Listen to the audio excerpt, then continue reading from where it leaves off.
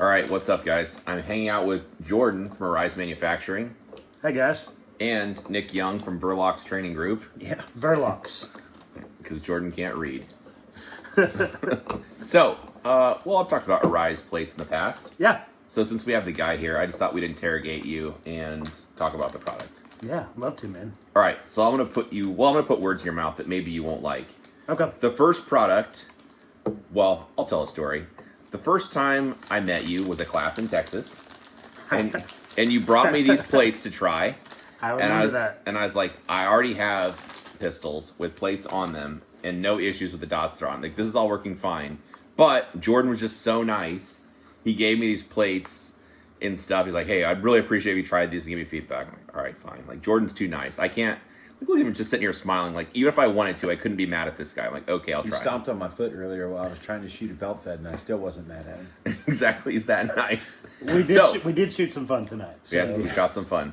So anyway, I tried them, and honestly, like, yeah, QC's on point. All this, it's a very nice product. So, but I was like, hey, if I had a complaint, this was the product that Jordan originally gave me. We'll talk about it. But it's a plate with the shroud. The shroud kind of protects the optic.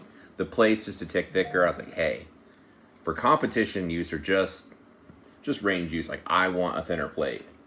So then you came out with one of these, the lowrider plate. Mm-hmm. And then I think, like, for us, or for me anyway, things really took off. I'm like, oh, this is just my go-to. And now when if I'm going to get, if I buy a pistol and I need a plate, I just go to the lowrider plate because it's like good QC, what other stuff in the package, like you always have an extra screw. Yeah. So for every one of them, like you need 2, it comes with 3. Mm-hmm. You have a bit for some of them. It's just a no-brainer. It's a genius name as well. I just like to point that out.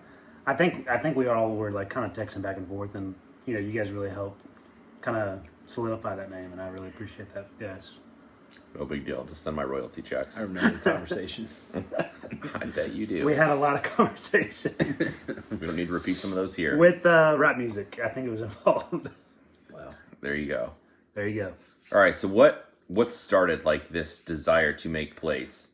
You can fill in the gaps with the story. What the pieces I'm missing? Yeah. So I had this idea to start another company a year prior to this, and was doing a lot of QC, and it never came to like fruition. Got a P&L statement, and I was like, holy cow, we blew through a lot of money. And so we had all the machinery, ended up shutting that company down, and then got this idea and basically drew it on paper napkin. And again, the first one that we went with was the Aegis system, which the shroud actually, thank you guys, the shroud mounts to our proprietary plate, and then transfers all that force into the slide.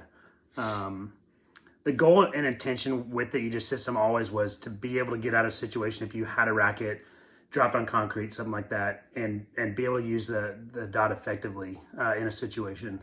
So if the glass broke, I'm still fine with that, because if the dot is still functioning, holding 0 because of our tight tolerances, that is really what it was intended to do. Well, I think part of that too, right? Like the way that you have it designed with the screws being on the side of the shroud itself. Like if this thing did take a hit, the plate is taking the brunt of the force rather than the 100%. optic. 100%. Because there's other, I'm not trashing other, products like this shroud, because there are other ones, but like this one in particular, like the brunt force would be pushed onto the plate itself rather than the optic. And then the optic's also recessed back, so if you're actually hit like the optic on something, it's contacting the shroud, but the optic's like recessed a little bit where it's not taking a direct hit. Exactly. And one of the videos, if you look on our YouTube, which is really cool, we did an SRO for 6 months. We were throwing it, fully loaded mag, racking off metal, concrete, all of that, dropping it. And we did it for 6 months before we actually got the glass to hairline fracture across. The coolest thing about that is the SRO still functioned. It still held 0 for the whole 6 months we were doing that. And that's something that's really cool, to see. Especially with an SRO, as you guys know, those are very temperamental. If you drop those, sometimes if you look at those things wrong, they do crack, or the glass falls out. I mean, there's stuff happens with those. Yeah, and again, at the end of the day, what we wanted to do was the dot still to function and hold 0. So even if it were to, the glass were to break or shatter or even hairline fracture, the fact is that we can still use that dot effective if we needed to get out of a situation. And so that's the intent of it. Yeah, so the plate already has holes in the side of it to attach the shroud. You wouldn't have to buy the shroud. You could use the plate from this system without it, but the plate is just, you could tell me the measurement, just a tick thicker than what the lowrider is. That's correct. And it depends on which model. So for the Glocken PDP, it's just a hair taller. On the Staccato and a few of the other brands, it's actually lower than all the factory plates out there. So Staccato, Canic, and a few of the other ones, we've actually been able to lower it and still have the side screw holes. Oh, that's cool. So anyway, like this would be cool, I guess, but I'm like fairly careful with stuff. I wasn't worried about doing like Chuck Norris rolls and needing to rack it off counters or whatever. So for me, the other product just fits the need better for me. It's just it's so the stuff I like. I mean, you could talk about the product. It's a tightly machined plate. So I think that's the biggest thing about it. Yeah, that's the first thing that I noticed. Right? So when you sent me that first plate, and I put it on, and I was like, okay, like my background is like a blacksmith, right? Like I fully am aware of like what it takes to do that sort of thing. Yeah, like, for it to be that tight, it's like that's freaking cool, and I really really like that. Well, I'll tell a tale. So I get to work on Ben Steger's guns quite a bit normally because, well, he doesn't like doing it, and so I get volunteered for doing it. And I'm a little bit artistic, so it's okay. But sometimes the issues I've seen is you'll set the plate down on top of the gun, and the plate moves around a bunch. Mm-hmm. Then you put the optic on top of the plate, and the bosses from the plate aren't super tight also. Mm-hmm. So then the optic can move around a little bit. So recently there was an issue on one of his Kimbers, actually.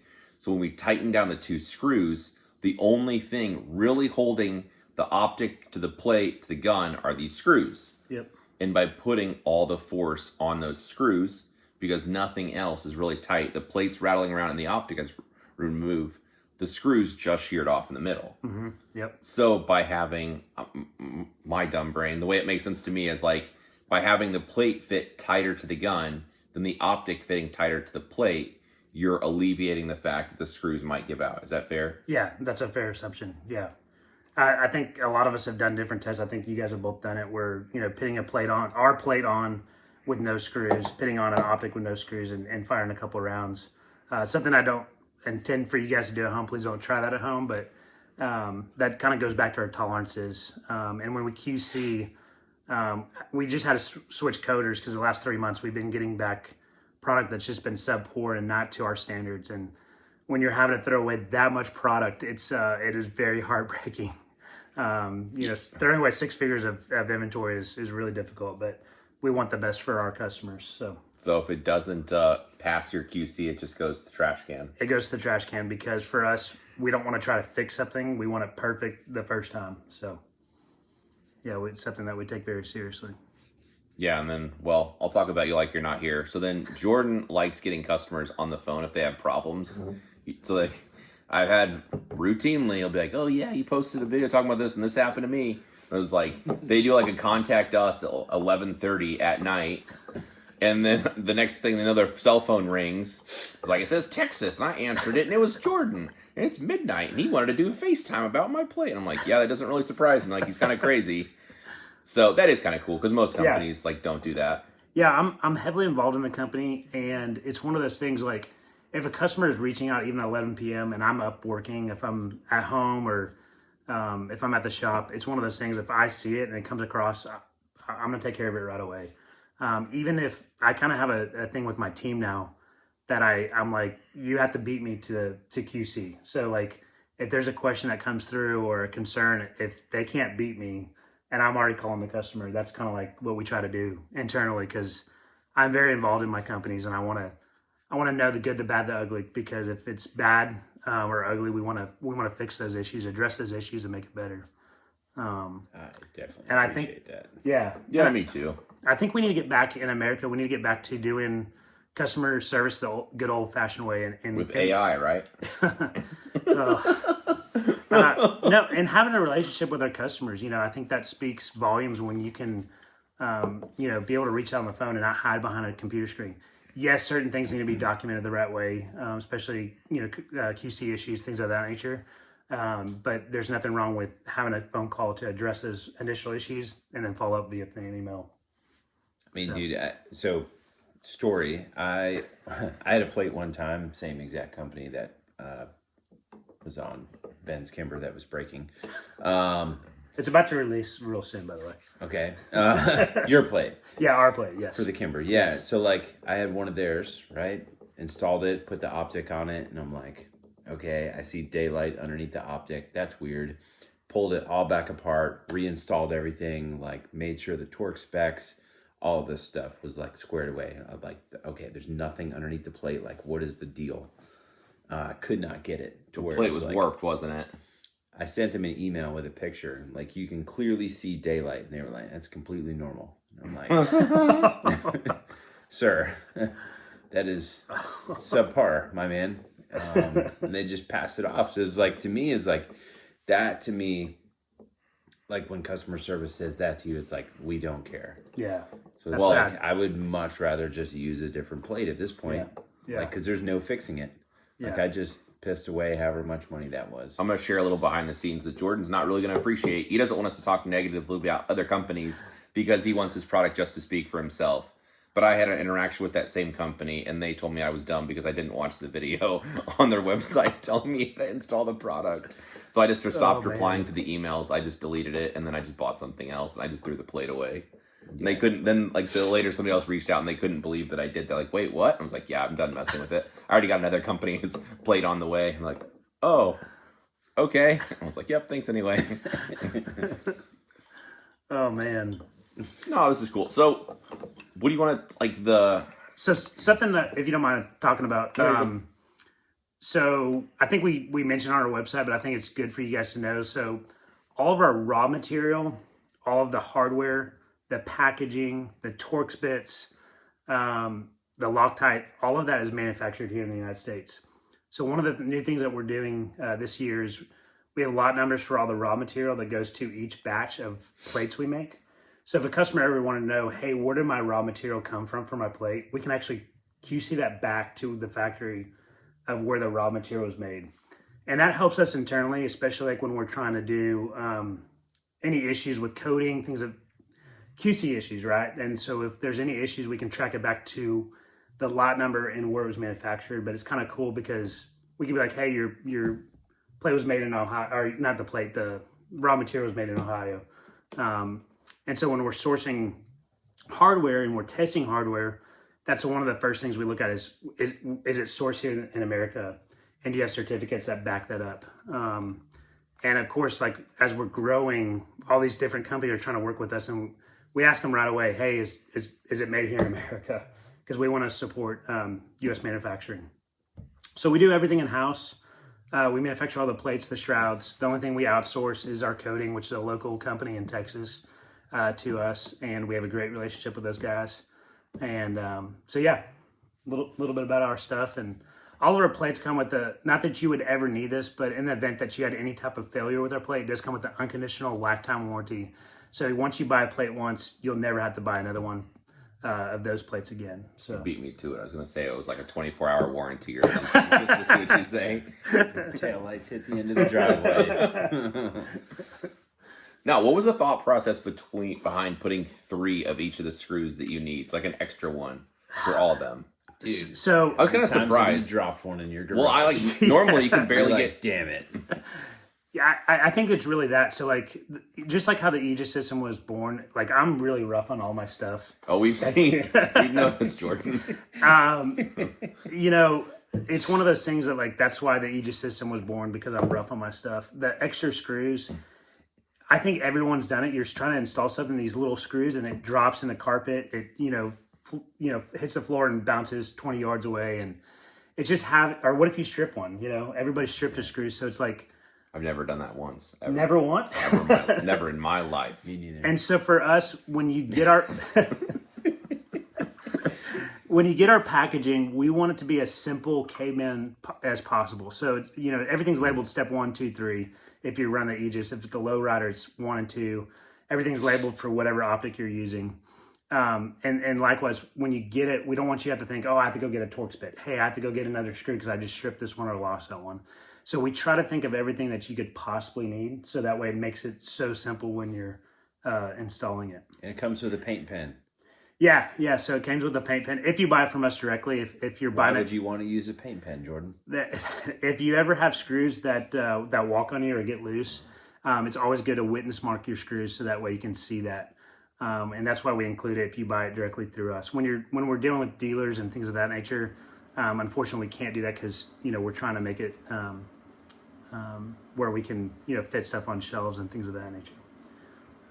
So another thing that's kind of cool, I don't know if a lot of people know this, but when we started coming up with all the different SKUs for different, like Glock, Walthers, Canic, we wanted to make it caveman simple again for the end user. So we looked at all the hardware, and we wanted to use the same hardware across the board with every manufacturer.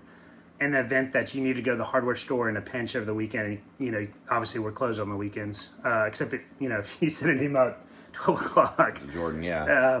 So 12 o'clock on a Saturday night. Yep. Next thing you know, your phone rings. So one of the things we did across the board is we made sure we use the same hardware across all the models. It's a little bit different for M&P and Staccato. Those use different ones. But that's one of the things that when we're talking to manufacturers, and that includes, optic companies, gun companies, we want to bring it and make it universal and easy for end users at the end of the day. And so that's been our thing, is when we're designing all of our plates, we want to try to use the same screws across the board the best we can. Engineering standpoint, that gets kind of tricky, especially when you have different footprints, and it's a challenge. I mean, we've run into a lot of different challenges, but we're always looking at making things better and re-engineering things. Even our current models, we're like, hey, how can we make this better? So, Dude, I like it. For your followers, that's what we ask you guys as well. If you guys find an issue, and I've said this to you guys as well, if you find an issue with our product, we want to know about it because we want to reverse engineer it and make it better. So having feedback from all of our customers and friends has been huge, because we're not perfect. I think you're perfect. Thank you, man. Appreciate you. And we're always trying to look at ways we can improve our processes to make it better for our customers. So, Dude, I like it. Well, the last thing I'll say, maybe you won't appreciate this. I know you won't. If you have a plate now and it's working just fine, do not feel like you have to tear something apart that's working to a different plate. However, I would say if you are in the market for a plate, or you're having issues with something coming loose, whatever, it's just a no-brainer. The Arise is the one I would buy, because it's the plate fits snugly on the gun. The extra hardware comes with the bit. Mm-hmm. Over the years, I've messed with a lot of different plates, and it's just a no-brainer. I haven't had any issues with them, stripping out, coming loose, screws snapping, any of that kind of stuff. And I've had, especially one other company, just a lot of issues. So it's just kind of a no-brainer. It's peace of mind. You just open it, step 1, 2, whatever. You just put it together, and it's done. Yeah. Set it and forget it. Yep. Agreed. Yep. Absolutely. All right. Anything else to add? Oh, did you want to talk about the hardness of the plates, whatever steel or aluminum they're made out of, or whatever? Yeah, this is a good thing. We get asked this a lot. So because people want stainless steel plates. Yeah. That's why I'm asking this. Everybody wants stainless steel plates. We don't do stainless steel. We do 7075 aluminum, and then we anodize it type 3. So we're on board with a stainless steel. Again, when we go to our tolerances and everything that we've done in testing to get ready to bring it to market, our failure rate is it's very rare that we actually have to honor the lifetime warranty if we ever have to. It's a handful of cases that we've had to do it, and that goes back to our tolerances.